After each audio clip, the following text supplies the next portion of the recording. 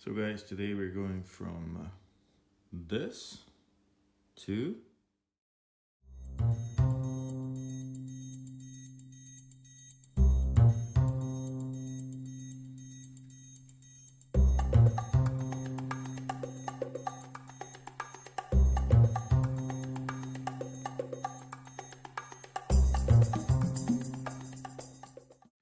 so we're starting from the back, removing all this part, and you have two screws. You have one there and one on the other side, and then the number plates, you have two screws up here that you need to remove. I will remove these screws and then show you the length of the screws, so you don't have to bother which screws goes where. You can come back to this video and check the length and see that you have the correct screw. So these are the screws removed from the underside. And we get the screws from the number plate license holder. That's actually those holes, two of them in there. So this whole thing is loose now. What we need to do is, this is probably gonna break your heart. I hate this, but these are snap-ons. You have to grab underneath here and pull it until it snaps. You have to pull it hard, and then there is a snap under here somewhere, and that sound is just terrible. And it's snapped in on the top as well. There you go. So you have 3 snaps up here, 1, 2, 3. And then you get snaps on the side, 1, 2, and then at the bottom you have 1 snap. I hate that they did this solution because these lips are gonna break. Important part, when you put this back on, you see there's a edge there. It should fit into this little guy here. So when you put it back in, make sure that that edge goes in there first before you snap it back on. So repeat the same procedure on the other side. So guys, it actually helps if you put your finger underneath the fairing and just pull it straight out, so you get these two off. And then move your hand forward up underneath and remove this. Then the ones on the top will actually come easier. Next up, we're going to remove the seat. And I forgot to mention for you guys that it's Torx 25. And that's the only Torx that you need to use, hopefully. So use a Torx 25 to remove this screw here. So when it's loose, you just pull it up and then unhook it from the front. Leave the screw in there, don't lose it. So guys, to fit the race fairing, I need to get this plastic part off. So to do that, you need to remove this screw, this screw, this screw, this, and then these two. I'm hoping they're all the same length. This is what this one looks like. I'll give you the measurements soon. Seems to be the same length. And same shape.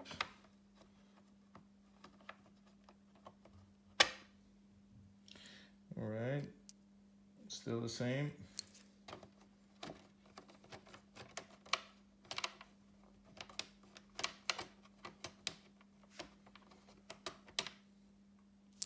Same there.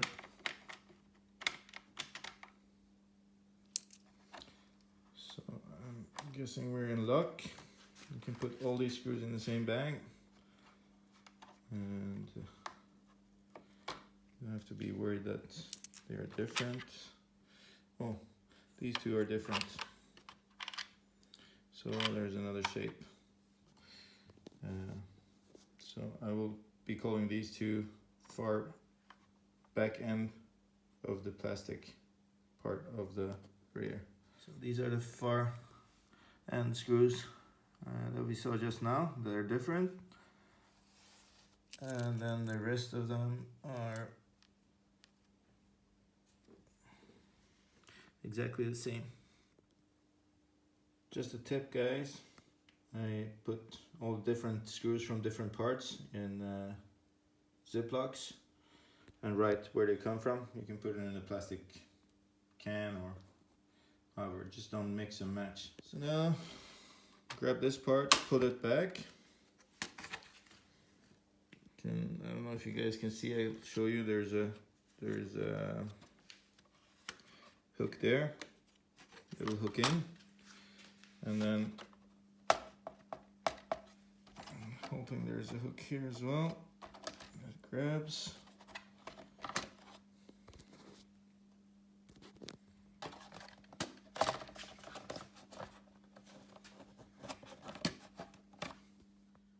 So this is the part.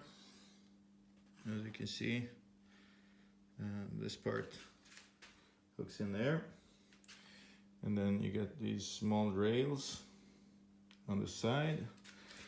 They will get hooked in there, so you just grab them out. So I'm guessing we need to get rid of this part as well. So yeah, this is where it gets a little bit tricky to get rid of this part and the part beneath it. I start by unscrewing this screw. You will see it from underneath here. There's a screw hole there, and these are the screws. They're one on each side, on the left and right side. So that's what they look like.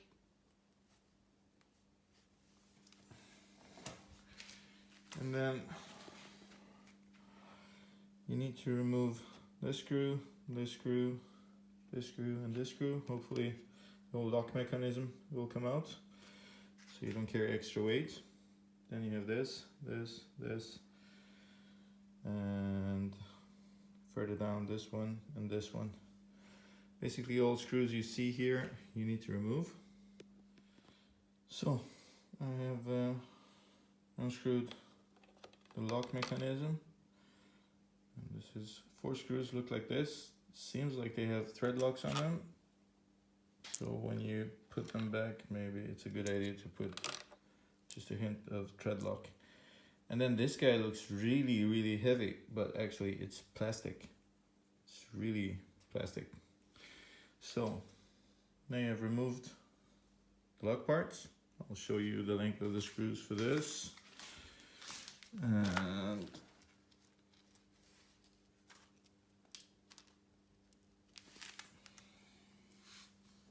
there you go. 4 screws. Put them away. So next layer now. Remove this screw,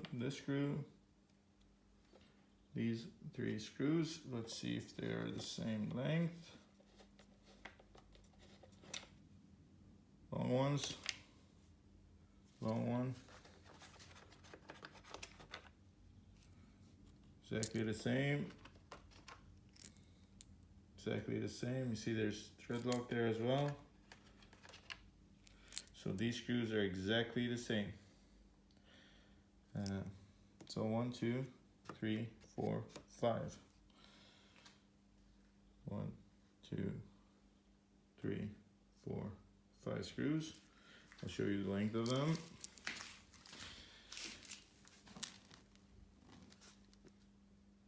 There you go. So let's remove the license plate. You have to cut the zip tie. Be careful. Don't want to cut anything other than the zip tie. So put your finger underneath the lip. You can see there's a lip there. And then remove these. So one cable out.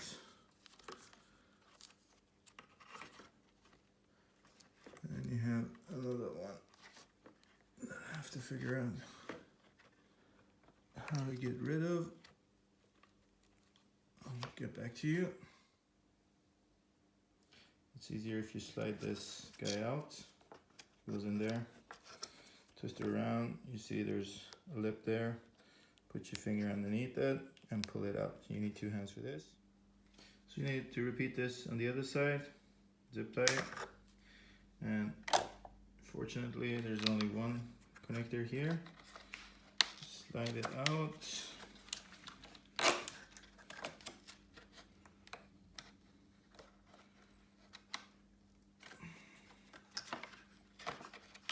Somebody should get fired at BMW for making this. So, and then nail on there and remove. So of course there's another zip tie there. I don't know what they were thinking, BMW, but they were not, obviously. So cut that zip tie as well. So you should end up with these 3 cables. They're going through a hole there. They're jammed in.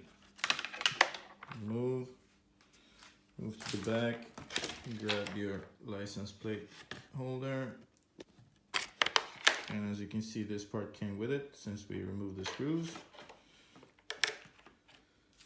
and remove the whole thing.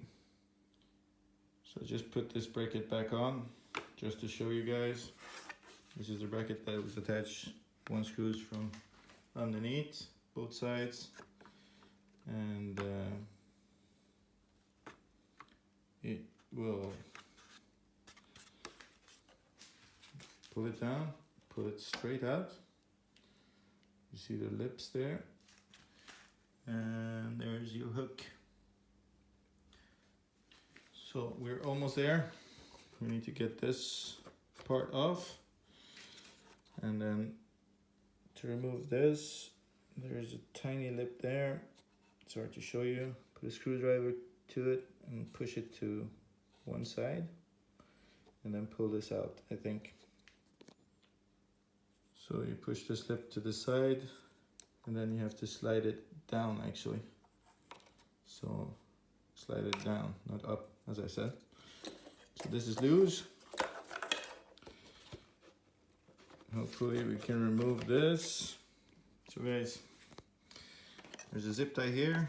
You have to unplug this guy, and then there's a zip tie here that I had to cut. I should point out, you guys that have the emergency button on the M version may have some other stuff here. This is where your SIM card for the emergency button should be. So you may have to remove some more stuff. And then you can't see it, but down in there, there's a hook. So what you need to do is yank this out and it will unhook. You can see the hooks there. And then it's basically, sorry, you need to get this guy out of the way as well. And remove the OBD. And it should come out. So I have the harness here and the OBD. To remove it, just press hard in the front and wiggle it out. It's pretty hard, stuck in there.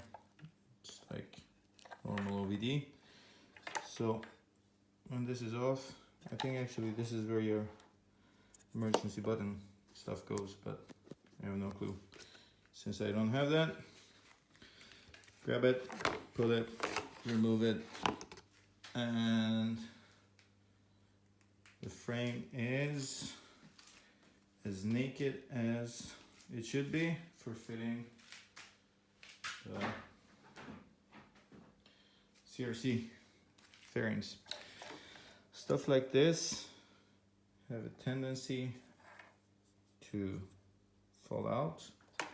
What I usually do is take a small zip tie, pull it through here so I won't lose them on track. That's what I recommend you guys doing. I used the zip tie through the holes that I told you to put the harness up there. And then I got some allergies leaving connections like this open, so I will put some electrical tape on top of them in case you're riding in rain or washing your bike at the track. So all open connectors like this, I usually tape them so you won't get a shortcut. There it is.